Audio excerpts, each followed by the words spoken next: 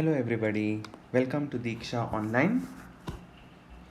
We were discussing about the chapter Principles of Inheritance and Variation.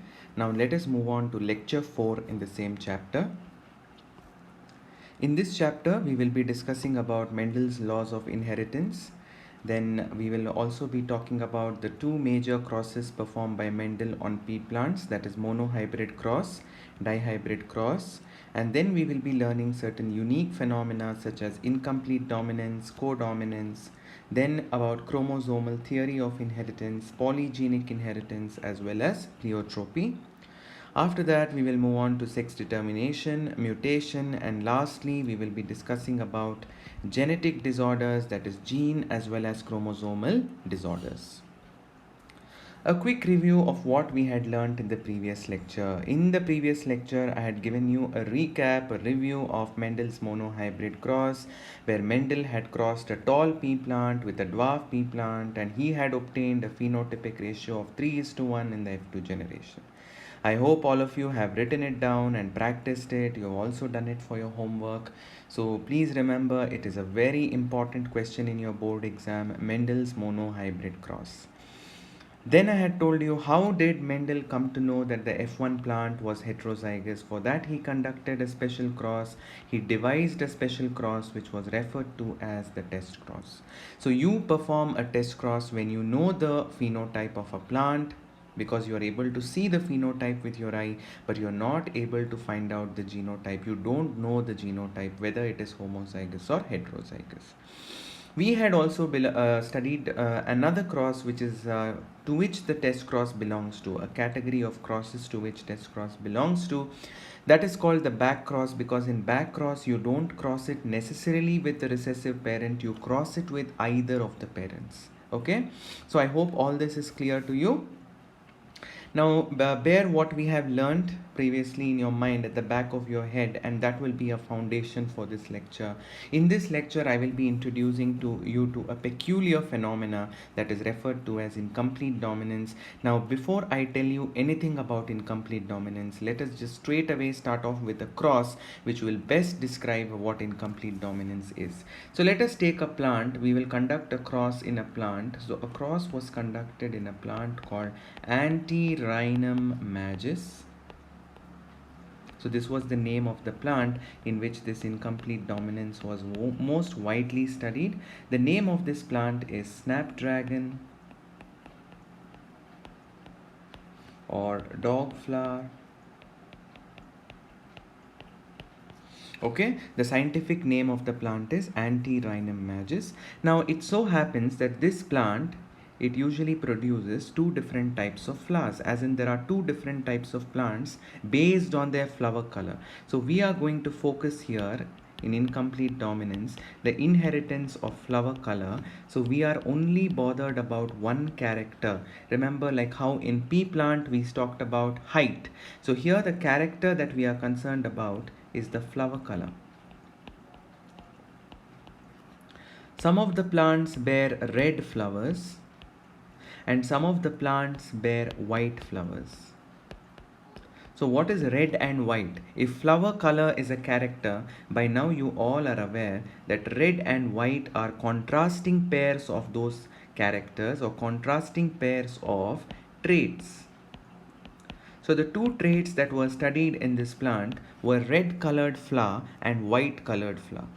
Now in this particular experiment, in this particular hybridization, what we are going to do is, we are going to assume, according to this scheme, we are going to assume that the gene that controls red color is capital R and the gene that controls white color is small r. So what do we call capital R and small r now? You all have understood from the basics of genetics that capital R and small r control the same character, but they control two different pairs of contrasting traits, that is red and white. So we should call them as alleles. So I hope this is clear to you. So once again, I'm repeating, we are going to talk about, now you don't know anything about incomplete dominance, correct? So I'm going to introduce you to incomplete dominance by taking a plant which is called Antirrhinum majus. You all are aware of this. Antirrhinum majus is a plant which usually you can distinguish two different types of plants based on their flower color, like how you could distinguish tall and dwarf plants in pea plant. Here we can distinguish plants bearing red flowers and plants bearing white flowers. So what is the character that we are considering here? The character is flower color. What are the pairs of traits which that character may occur in? It may occur in two pairs of contrasting traits, which is the red colored flowers and white colored flowers. Now we have assumed, according to our scheme, the gene that is coding for red trait is R, capital R, and the gene that is coding for white trait is small r. This much is clear to all of you. And what do we call such genes? Slightly different forms of genes that code for the same character but different traits. We call them as alleles. Okay, so what was done in this cross is, I'm going to use the bottom of this slide to explain the cross. Let me just put a dashed line here. So this was the introduction to the cross. Now I'm going to start with the actual cross. So I want you to write down the actual cross. So let us take down here parents.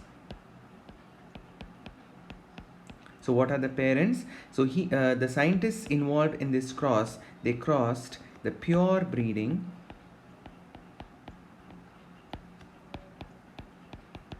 red flowered plant. Remember, I'm not writing the name of the plant here. The plant is Antirrhinum majus or snapdragon, was crossed with pure breeding white flowered plant.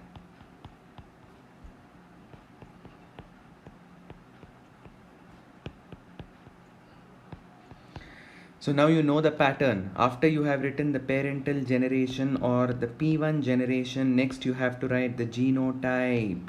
Correct? So what is pure breeding? Do you remember? Pure breeding means homozygous.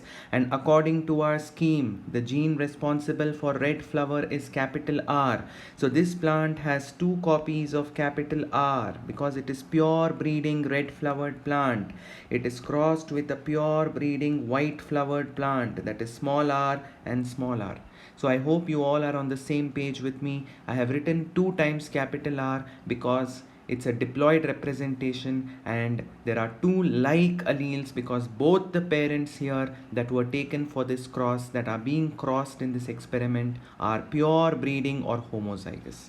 Okay, now how do these parents produce gametes? Now let us assume that this plant, you took pollen from this plant. So I am going to designate this plant as male and you deposited it onto the stigma of this plant. So I am going to designate this as the female. So how does the pollen come about? Through meiosis, isn't it? And here also the egg is produced through meiosis. So what should I write here? I should write gametogenesis. You all agree with me? Now the pollen grain has only one copy of capital R because the pollen grain is haploid. The egg has only one copy of small r because the egg is haploid. You all agree? So what happened over here? I'm going to write beside the arrow. No need for you to write every time. But for you to understand, meiosis took place during gamete formation. And please remember, I have put a circle around the gametes because they are haploid. So again, this dashed line you don't have to write in your books. I'm writing here for your understanding. Pollen, and this is the egg. Now what is the next thing that's going to happen? Now the pollen grain will be deposited onto the stigma and the male gamete in the pollen grain will fuse with the egg inside the ovule of the female plant. So I am writing fusion here. We get a seed in the F1 generation which is capital R, small r. Isn't it? So what generation is this seed belonging to? So I'm going to write here F1 generation, or I can call it as F1 hybrid. In brackets let me write generation. It's better you write generation, F1 generation.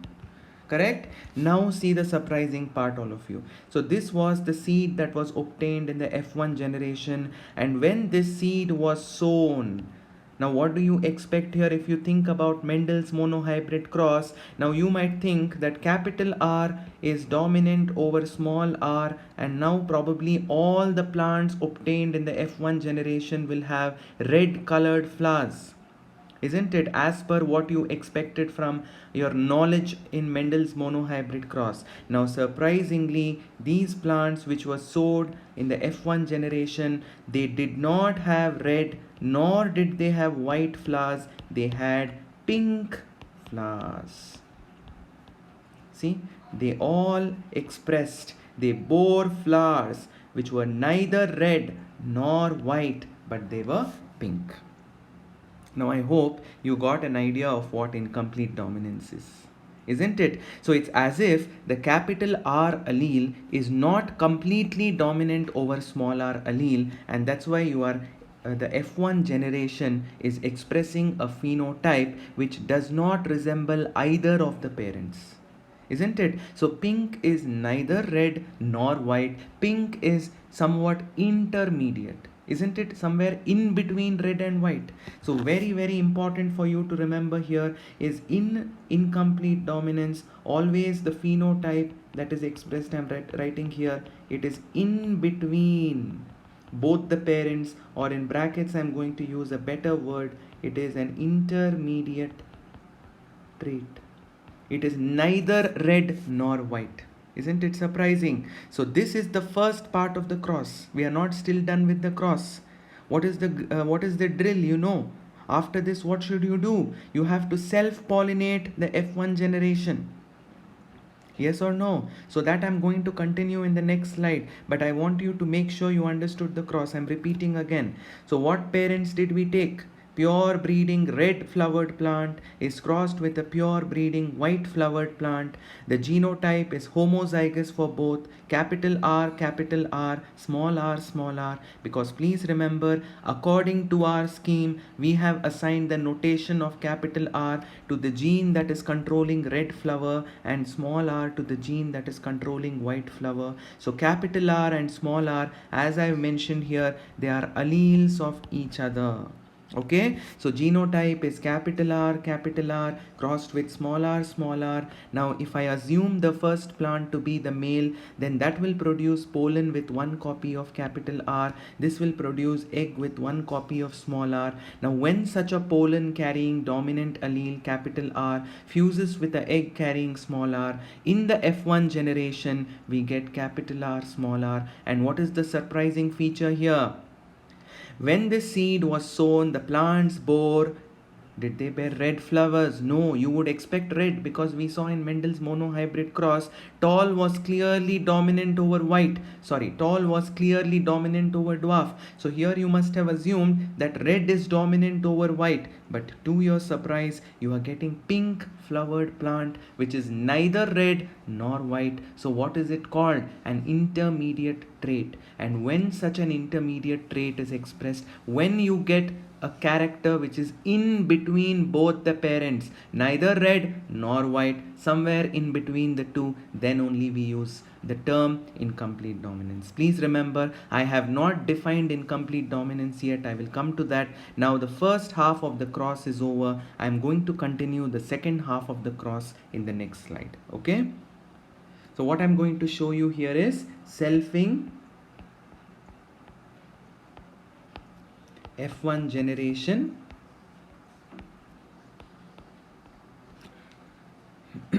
So F1 generation, what was the genotype? They bore pink colored flowers. So capital R, small r, crossed with itself, capital R, small r, isn't it? So the same plant acts as male and the same plant acts as female. That means you are allowing the pollen from the same plant to deposit onto the stigma of the same plant. It is self-pollination or autogamy. Okay, now what should I write? In brackets, let me write genotype because I have shown you the genotype here. Then after that, I have to show gametes. So now if this plant produces pollen, it will produce two types of pollen because the plant is heterozygous. It has unlike alleles, capital R and small r. So it is going to produce half of the pollen with capital R and half of the pollen with small r. Here it is going to produce half of the eggs with capital R and half of the eggs with small r. Do you all agree with me? So remember that I've put a circle to the gamete. So let me put a flower bracket here and write pollen. And you all know that pollen carries the male gametes. And here I'm going to put a circle, a flower bracket, and write egg, which is the female gamete, which is sitting inside the ovule and the pistil. So what should I write here? I should write, just below genotype, I'm going to write gametogenesis. There's no space here, but you make sure you write it very clearly. Gametogenesis must be this process. Isn't it? Now what is this process? On both sides, let me write again for your convenience, meiosis. So both underwent meiosis in their respective structures. Like say the first plant is male, so it underwent meiosis in anther. This underwent meiosis in ovule to both produce the male and the female gametes. Now which generation are we going to look at? F2 generation. You know the drill now. In F2 generation, we are going to construct a Punnett square board. You know how to construct a Punnett square board. So write a left column, write an upper row like this, and this box in the corner, you split it into two. Corresponding to the row, you write male. Corresponding to the column, you write female. Now this here I'm going to write the pollen grains, and here I'm going to write the eggs. So pollen grains are two types, capital R, half of them with capital R, half of them with small r. Eggs also, half of them with capital R and half of them with small r. Correct? Now you should put boxes. What do the boxes represent? The boxes represent the zygotes, the seeds which are obtained in the F2 generation, the genotypes of the zygotes. So when this pollen fertilizes this egg, I hope you know how to draw a Punnett square board. This pollen fertilizes this egg, you get capital R, capital R. When this pollen fertilizes this egg, you get capital R, small r. When this pollen fertilizes this egg, you get capital R, small r. This pollen and this egg again, small r, small r. Now can you tell me the phenotypes of all these plants? If you have two copies of capital R, obviously the flower color of the plant will be red. So I'm going to write red here. Now can you tell me for capital R, small r, is it red again? No, because it is not like Mendel's monohybrid cross. It is incomplete dominance, so it is pink. Capital R, small r is pink flowers. Again here we get pink flowers. Then small r is white flowers. So this is the F2 generation genotypes. We have one plant with capital R, two with capital R, small r, and one with small r, small r.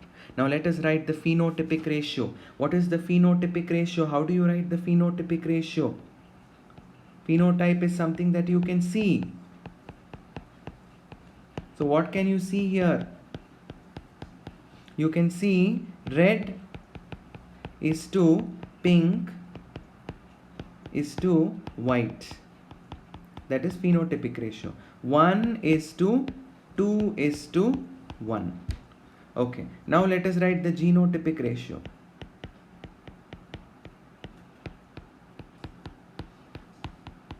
The genotypic ratio is homozygous red is to heterozygous pink is to homozygous white.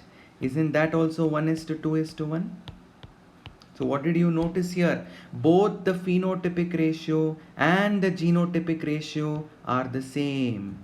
See, in incomplete dominance, both the phenotypic ratio and the genotypic ratio is the same. So this completes the cross. So when they ask you for a 5 marker, explain incomplete dominance considering the cross of snapdragon or dogflower or antirrhinum magus, you have to start with the cross like how I showed you in the previous slide and end it here along with the phenotypic and genotypic ratio. And you have to show the Punnett square board. The Punnett square board will give you the probabilities of all genotypes of the offsprings in the cross. Which generation is the Punnett square board representing? You have already written on the left side, it is the F2 generation. So don't forget to give it the heading of F2 generation before you write the Punnett square board. Did you understand? And I hope you all have understood how to write the Punnett square board. You put the male gametes. Now I am following this convention. You may change it also, but I am using the row to represent the male gametes and the column on the left side to represent the female gametes. And the boxes represent the zygote or the seeds which are obtained in the F2 generation. So the whole idea behind incomplete dominance, the cross here is, you are neither getting, the parents had red and white flowers, but you are neither getting red nor getting white, you are getting pink flowers. So now let us define incomplete dominance in the next slide. So just so that you recall the concept, you took a plant called Antirrhinum majus.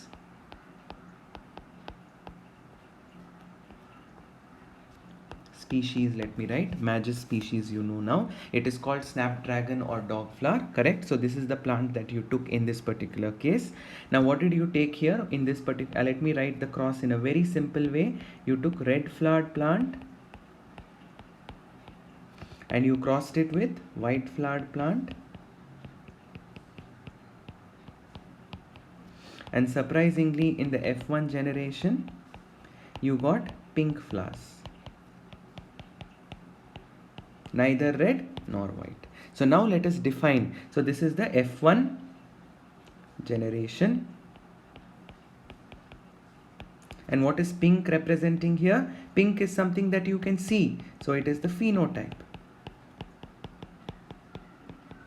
The phenotype of the F1 hybrid is neither red nor white. Who are these red and white? The red and white represent the parents. Parental generation. With this in mind, let us define the process, the phenomenon of incomplete dominance. So I'm going to write here the definition. Please take down the definition. It is important for your 1 marker and 5 marker as well. Whenever they ask you to explain incomplete dominance, first you have to start with the definition, okay? So it is a phenomenon in which the F1 plant has a phenotype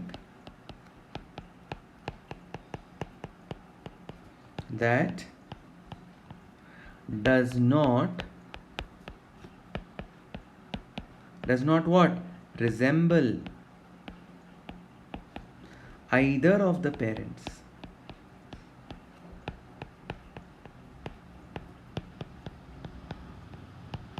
And is in between the two.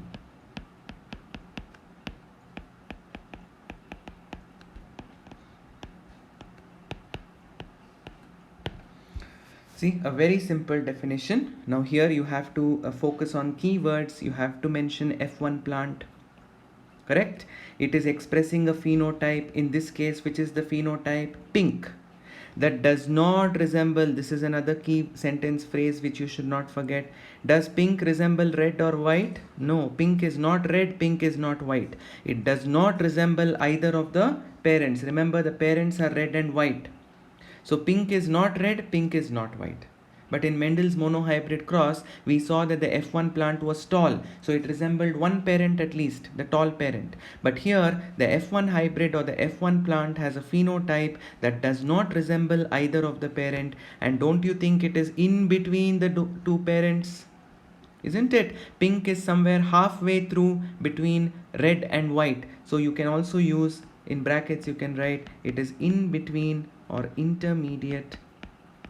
This is just for your understanding. Don't write intermediate in bracket. When you say in between, it is something which is a mix of the two characters, the two traits, that is red and white. So therefore, we say that it is in between the two.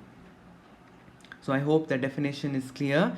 So it is a phenomenon. Incomplete dominance is a phenomenon in which the F1 plant has a phenotype that does not resemble either of the parents and is in between the two. So pink is in between red and white. Okay, now we can also call incomplete dominance. I'm writing here incomplete dominance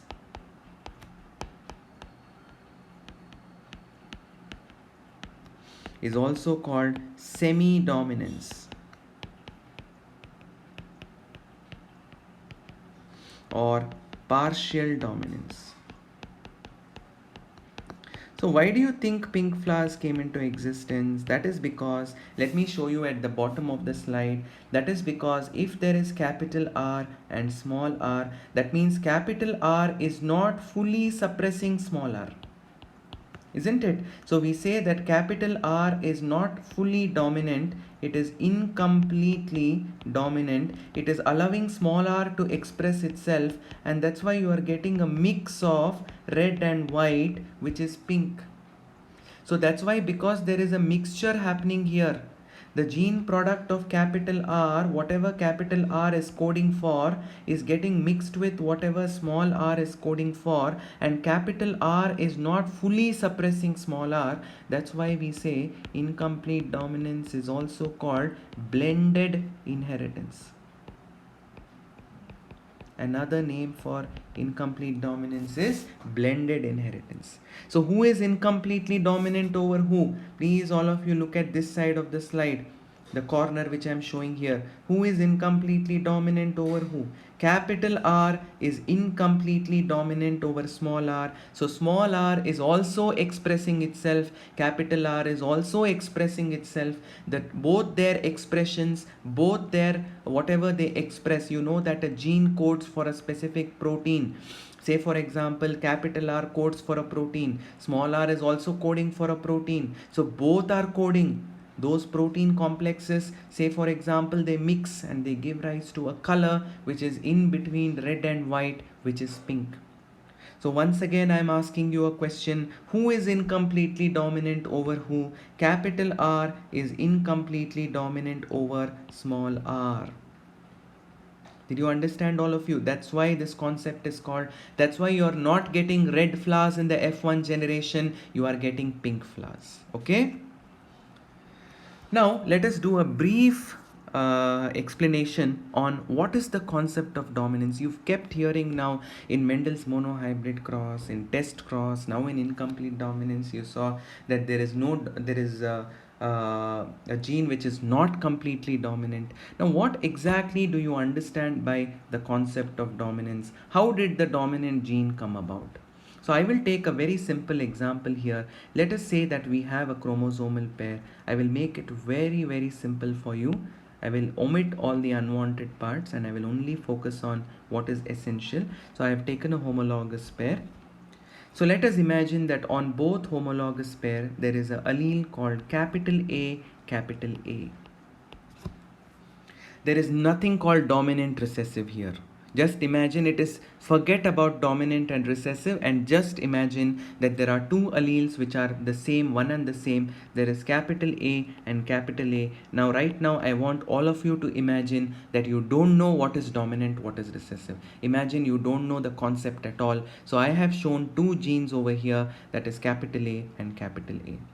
In the beginning of genetics class, I told you that what is a gene? A gene is a stretch of DNA. Do you remember the technical definition of gene? A gene is a stretch of DNA that codes for a specific protein, and I told you why proteins are so important, because most of the proteins participate in biochemical pathways. They function as enzymes. Okay, so let us imagine that capital A allele codes for an enzyme. Say for example, let me give another, or just let me call it an enzyme. Okay, so here capital A is also going to code for exactly the same enzyme, because they are the same alleles, they are the same genes, capital A and capital A. So let me call it enzyme A only for your convenience. So capital A gene is coding for enzyme A, and this capital A gene, because it is the same, it is also coding for enzyme A. Now enzyme A, both these enzymes are the same. So imagine that enzyme A is a very efficient enzyme. So I'm going to write here enzyme A is a very efficient enzyme. It carries out a particular chemical reaction in the cell very efficiently. So both the genes are coding for enzyme A, which are carrying out a specific chemical pathway in the cell, which is very, very efficient. Now say, imagine suddenly something happens to this allele. What something happens exactly? Imagine that suddenly this allele undergoes mutation. Mutation is a chance process. It can happen anytime, any moment. You cannot predict it. So say one of these alleles underwent mutation, or in a very, very simple term, let me say it underwent some kind of a modification. Now see how it is going to change. On one of the chromosomes, we still have capital A. On one of them now, I told you that the capital A allele on the other chromosome underwent modification. So now it has become small a. I'm going to represent it with small a. Now tell me which is the modified allele and which is the unmodified allele. Now capital A, which is remaining the same, which did not undergo any mutation, is the unmodified allele. You agree with me? Small a is something which has now undergone modification. So I'm writing here, it is the modified allele. This is clear to all of you. Unmodified and modified allele. Now think and tell me, what does capital A code for? It has not undergone any change. So now it is going to code for the same enzyme A, which is unmodified enzyme. Obviously nothing has happened to this gene. But unfortunately, this gene has now become modified. So it is going to code for a modified enzyme, that is enzyme A. So I'm going to write here, it is modified. Now let us assume that this modified enzyme has now become inefficient. It is not doing its job properly. Whereas the unmodified enzyme is still what? It is still efficient. See, one of them is coding for an inefficient enzyme and one of them is coding for an efficient enzyme. Which one do you think will change the chemical pathway? Will it be the efficient enzyme? No, the efficient enzyme will not bring about any change in the chemical pathway. But if this inefficient enzyme is being produced in a cell, it will change the character of the cell, because this enzyme is not able to carry out the reaction properly. It is now coding for what enzyme? An inefficient enzyme. So what happened? Unfortunately, one of the capital A allele underwent modification. It became small a. What am I calling this allele now? It has become modified allele. Because it has become modified, what is it coding for now? It is coding for a modified enzyme. Unfortunately, this enzyme has become inefficient. It is not as efficient as enzyme capital A. So now we can call such modified alleles are generally referred to as recessive. Did you understand how recessive allele came into existence? Once upon a time, both were the same. But now, because one of the allele has become modified, this modified allele, which is coding for an inefficient enzyme, has now been termed as recessive. Now, can you tell me what we call the unmodified allele, capital A? Obviously, that will be the dominant allele. So this is the concept of dominance. One of the allele did not undergo any change. The allele that did not undergo any change or any mutation or any modification is now the dominant allele.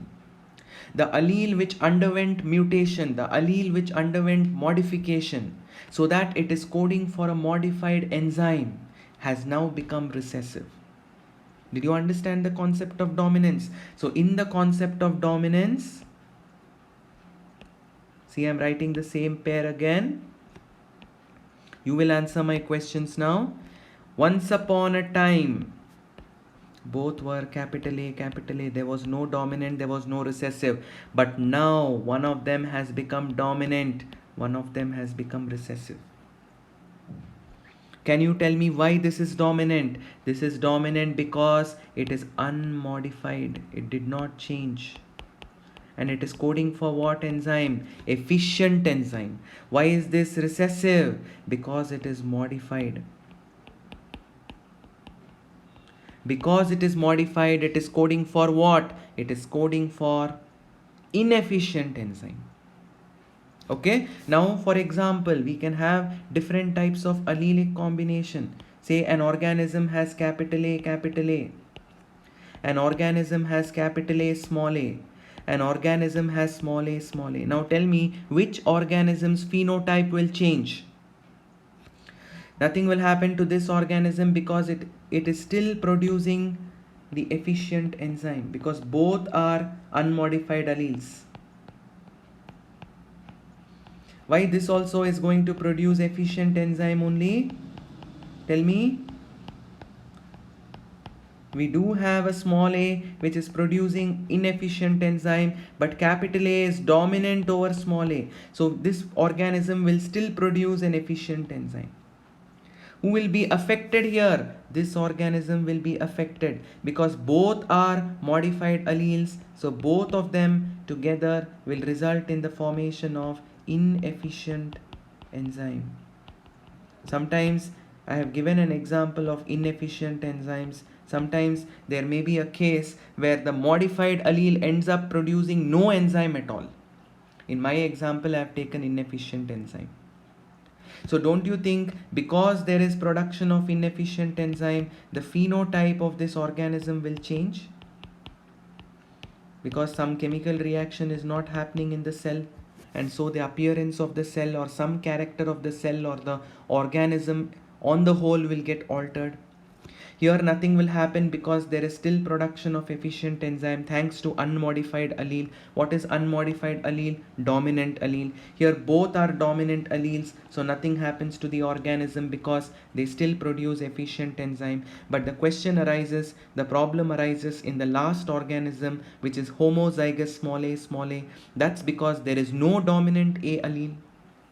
So both the small a alleles are involved in the production of inefficient enzyme. So something will be altered in the organism. The phenotype will be altered because some chemical reaction will not happen normally because of the inefficient enzyme. Yes, so once upon a time there was no dominant, no recessive, but then because of mutation or modification, a recessive allele came into existence. By now you know a recessive allele is a modified allele. In the example I have given, I have said that the modified allele codes for an inefficient enzyme. So sometimes please remember a modified allele, say I'll take another example, say capital Z, capital Z. Now capital Z over time, say it becomes capital Z and small z. Now here you can imagine capital Z is coding for an efficient enzyme. In this example you can say small z, which has become modified and recessive, it may not produce an enzyme at all. No enzyme at all. So it is not necessary that if it becomes modified it has to produce inefficient enzyme. There are cases where this is the modified allele, right? What did we call the modified allele? What did we call it? Recessive. In this case I have taken an example. The recessive allele is responsible for what? It is responsible for no enzyme at all. So either the modified allele may give rise to an inefficient enzyme, as in the example with alphabet A I have taken, or with alphabet Z I have given you an example where the modified allele is not coding for an enzyme at all. Two scenarios are there. Ultimately, what does it become? Because it has become modified in a negative way. It has become modified to produce inefficient enzyme, or it has become modified to produce no enzyme at all. It is negative. Because it has modified itself in a negative manner, we call this modified allele as, please remember, recessive. I hope the concept is clear to all of you. Now let us move on to another concept that is called codominance. This is also very, very unique, codominance. Okay. Now I am going to take the example of human blood group and then I am going to explain codominance for you. So this is with respect to blood group in man.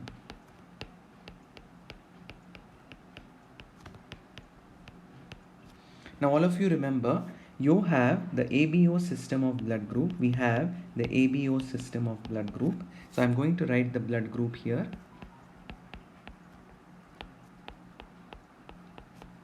A, B, AB and O.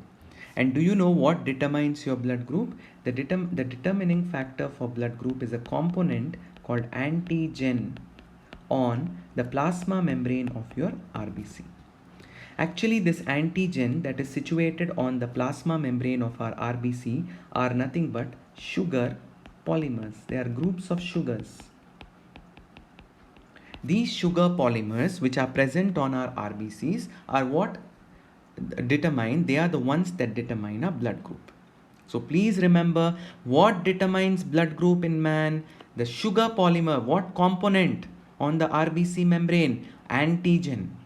What is this antigen? It is made up of sugar polymers. So let me draw an RBC here. So let me draw 4 RBCs for 4 blood groups.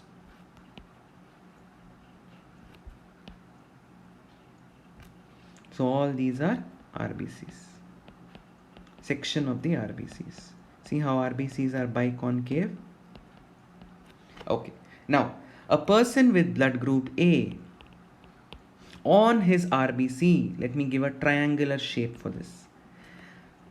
Okay, so a person with blood group A on his RBC will have antigen A. A person with blood group B on his RBC, let me change the shape so that you can identify, will have antigen B.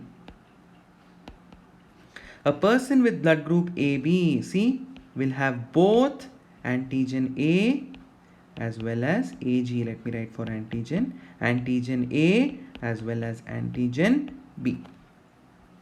A person with blood group O has no antigens. I have not shown anything on the RBC. No antigens.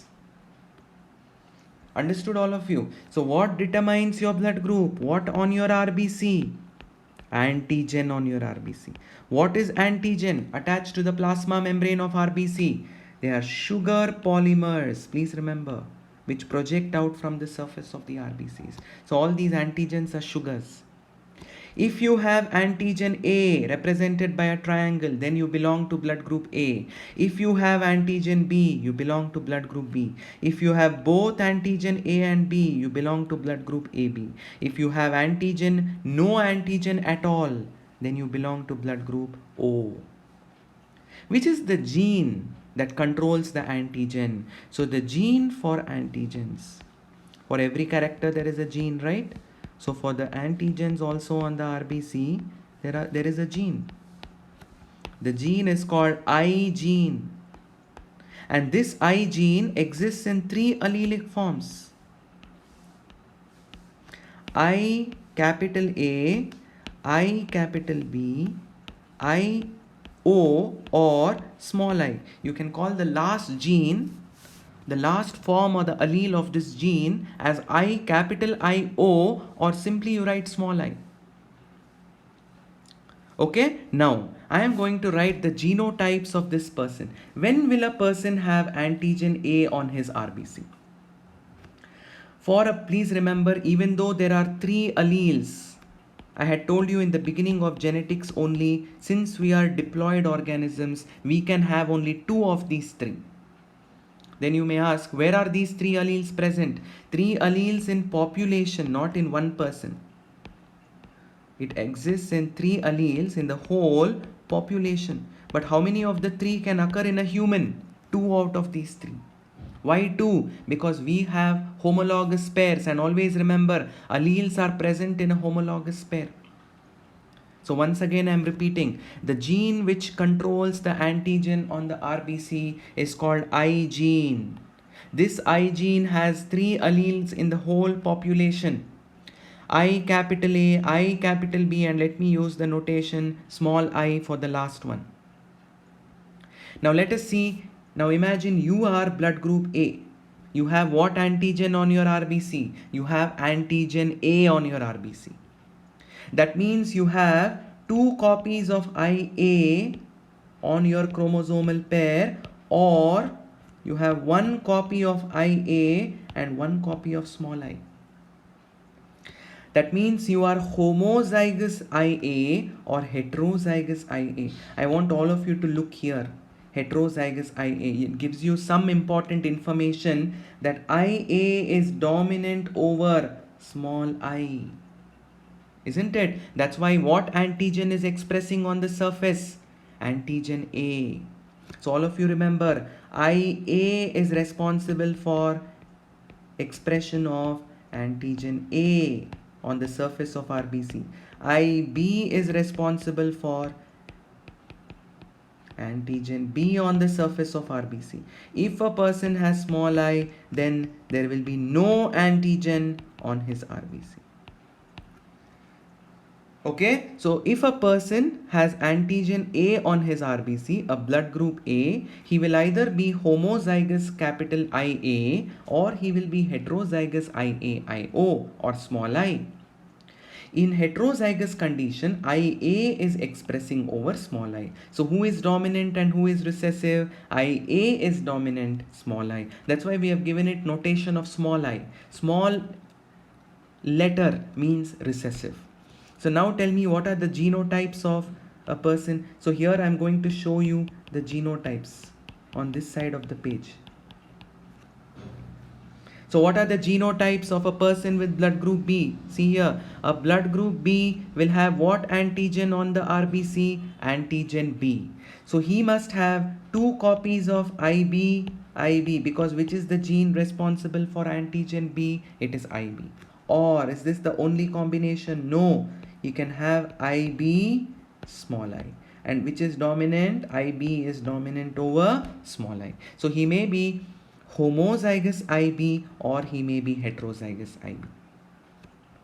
But now coming to the blood group AB. For a person to have blood group AB, there is only one possible genotype, that is IA and IB. Now what do you notice here? Two alleles are present together, IA and IB on the homologous pair. Don't you think that both the alleles express themselves? They are not fighting with each other. The IA and IB are not saying, I want to be dominant, you become recessive. Both are expressing. IA is expressing antigen. That's why a person with blood group AB has both antigen A. I showed you here. He has both antigen A and antigen B. That means IA is also expressing, IB is also expressing. I'll come to this later. Tell me, what is the genotype of a person with O blood group? Two copies of small I. Because recessive gene. That's why there are no what I told you, small I is responsible for no antigen. Because there are two copies of small I, what has happened on the RBC? There are no antigens. Now all of you, I am in the next slide, I am going to focus only on blood group AB. Okay? To give you the meaning of codominance, let me take a person with blood group AB. I told you that such a person with blood group AB on his RBC has antigen B, antigen A, both. So what is this? Antigen B, and this is, what are antigens? Sugars, which are protruding from the plasma membrane of the RBC. What is the genotype of this person? IA, IB.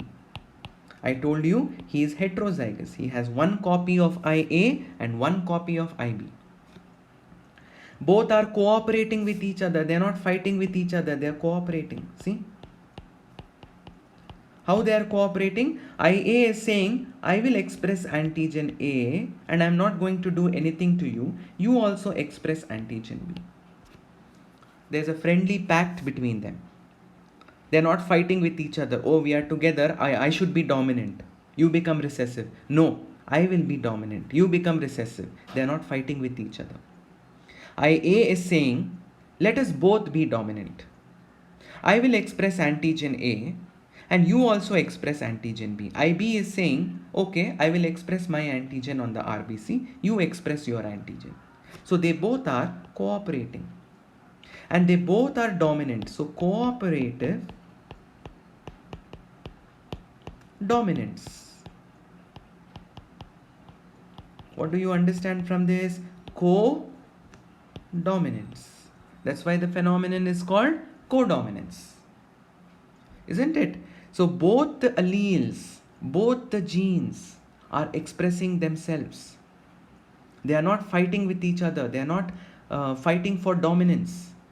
IA is also expressing antigen A. IB is also expressing antigen B on the RBC. Because remember, the gene responsible for antigen A is IA, the gene responsible for antigen B is IB. So both alleles express, they are cooperating with each other. And that's why it is called codominance. Isn't it? So imagine if there is a parent, say for example, you're crossing a person with blood group A with a person with blood group B. So these are the parents. Tell me the genotypes. Let us take homozygous. Capital IA, IA, IB, IB. If a child is born to such parents, don't you think that the child will have one copy of IA from the mother? Say this A blood group is the mother and the B blood group is the father. And it will have one IB from the father.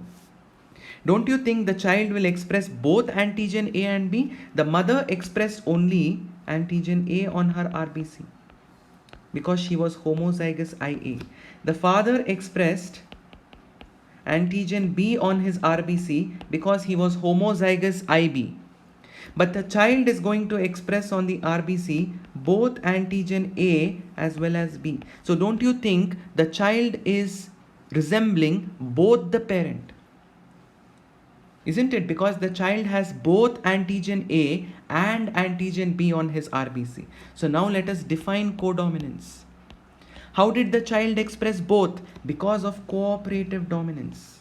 When two genes came together, they stopped fighting with each other. When IA and IB came together, they said, let us not fight, let us both express. So here, the phenomenon in which, see, I'm writing the definition here, the phenotype of, this is the F1, the child born to the parent is F1. The phenotype of the F1 resembles both parents. See? A child who is AB has antigen A, like his mother had antigen A. And he has antigen B, like his father had antigen B. So he resembles both his parents.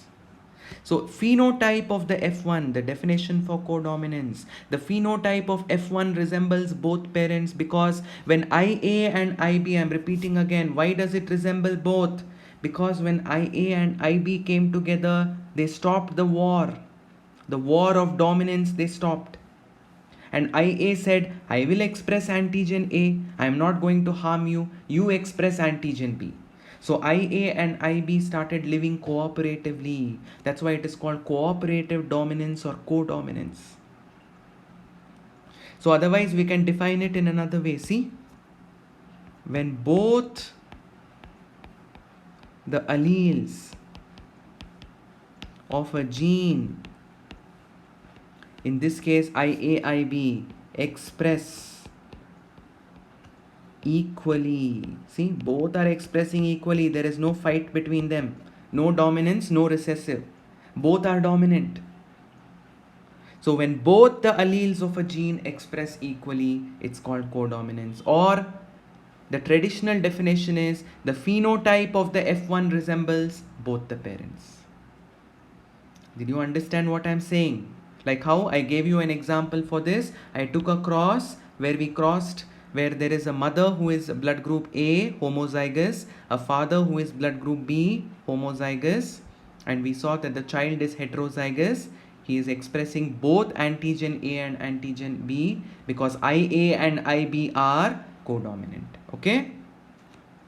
So once again I'm writing here blood group A, blood group B, blood group AB, blood group O. So here in this slide I am just going to write the blood group and the genotypes for your understanding. Please remember the gene controlling the antigen on your RBC is the I gene, which exists in how many allelic forms? 3. IA, IB, small I, which are dominant. These two are dominant. When you have small I, it is recessive. Where are these 3 genes present? All the 3 cannot occur in a human. The 3 exist in the population. Out of the 3, only 2 can occur in humans at a given point of time. So a person with blood group A may either be homozygous IAIA or he may be heterozygous IA small I. Why? Because IA is dominant over small I. A person with blood group B may be homozygous IB or he may be heterozygous IB small I. So this is clearly dominance. Here homozygous, obviously there is, both of them are dominant only, but when it comes to IA and I small I or IB and small I, it is not codominance, it is pure dominance that we have been learning from beginning. But where does codominance come into picture? When a person with blood group AB has IA and IB. When IA and IB are together, they start cooperating. Both of them express. So this is the example for codominance. When both the alleles of a gene express, it's called codominance. Equally they're expressing. IA is saying, I will produce antigen A. Isn't it? IA codes for what on the RBC? Antigen A. IB codes for what on the RBC? Antigen B. So both are saying, let us become best friends, let us work together, you do your job, I will do my job, let us not fight. Cooperative dominance. Now which is the only genotype for O blood group? Small I, small I. Because O, I, both small I are what? They are recessive alleles. And when both small I occur together, I hope you remember, will the RBCs have any antigen on them? No. So I will write no antigen on the RBC. So for you to have no antigen on the RBC and for you to belong to blood group O, you should have 2 copies of small I. Small I, small I. Is that clear to all of you? So this slide is very important. The blood group with their corresponding genotypes.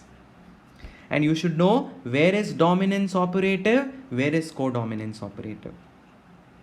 Dominance is operative in first 2 cases, in blood group A and blood group B. I told you here dominance is operative because IA is dominant over small I, IB is dominant over small I. Always remember dominance is operative in heterozygous condition, IA small I and IB small I condition.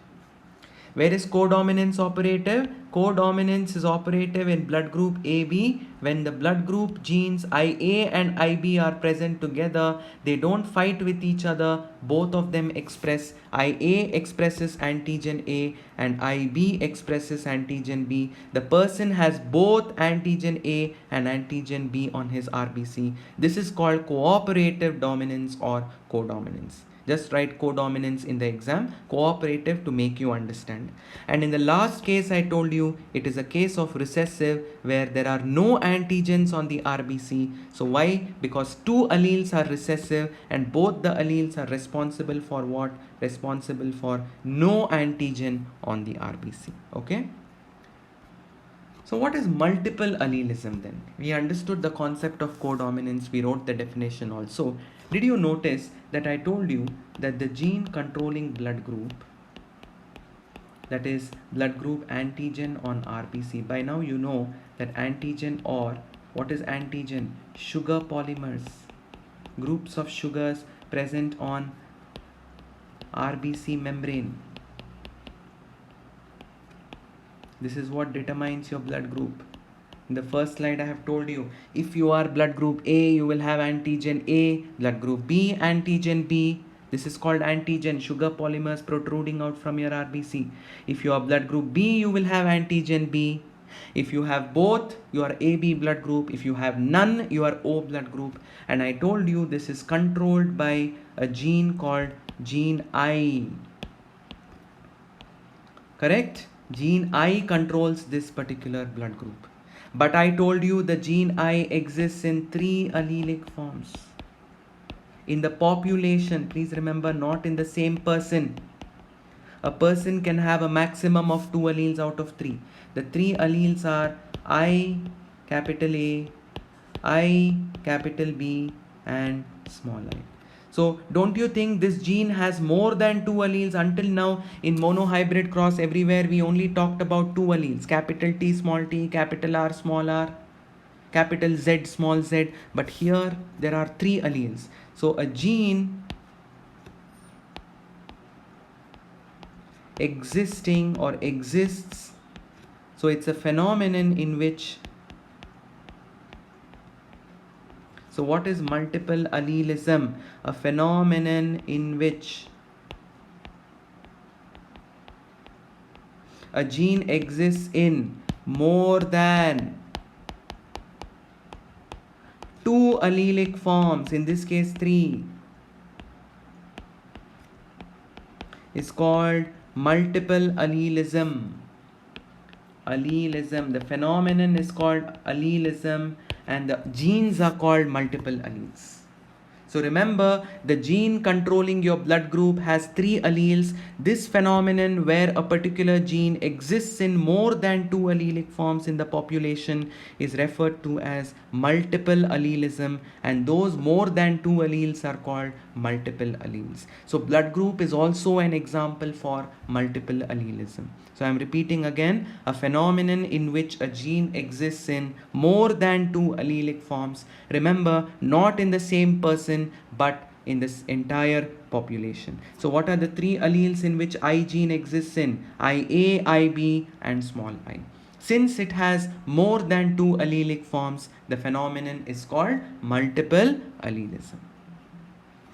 So today we learned slightly different forms other than Mendel's. Whatever we have learnt, the principles in Mendelian genetics, we saw that a gene is not completely dominant, incomplete dominance. We saw that 2 genes will not fight with each other. Surprisingly, they are saying, let us both express. IA and IB both express. They didn't fight with each other for dominance. That is concept of, that is codominance, where they did not fight. And in between, we learned the concept of dominance. Modified, unmodified allele. Unmodified allele is coding for less efficient, inefficient enzyme, or sometimes no enzyme at all. And that is recessive. Which is unmodified is dominant. Which is modified, which codes for less efficient or no enzyme, is recessive. And then we saw the war was over between the alleles. I am repeating this. IA and IB, when they are together, they are expressing themselves equally, codominance. And we saw that the gene I, which is responsible for blood group, is existing in more than 2 allelic forms. That is called multiple allelism. So we learnt these concepts today. For homework, I want you to write, explain incomplete dominance with respect to inheritance of flower color in Antirrhinum majus or dog flower or snapdragon. And you have to explain this. It's a very important 5-marker question. The whole cross with definition and explanation should be there. Don't just write the scheme and leave it. In your own words, you have to explain how the cross is being conducted. What is codominance? You have to write for 1 mark. Write the genotypes of blood group A and B. Possible genotypes of A and B blood group. Name the component of plasma membrane of RBC that determines person's blood group. I told you there is something attached to the plasma membrane of RBC that determines the blood group. You have to write that. And blood group in man is an example for multiple allelism. You have to explain why, just for a 1 marker, in a very short, in a sentence, you have to write why blood group is an example for both codominance. You already know why it is codominant in terms of AB blood group, but here you have to write why it is an example for multiple allelism. So with this, we complete the 4th lecture of Principles of Inheritance and Variations. Thank you.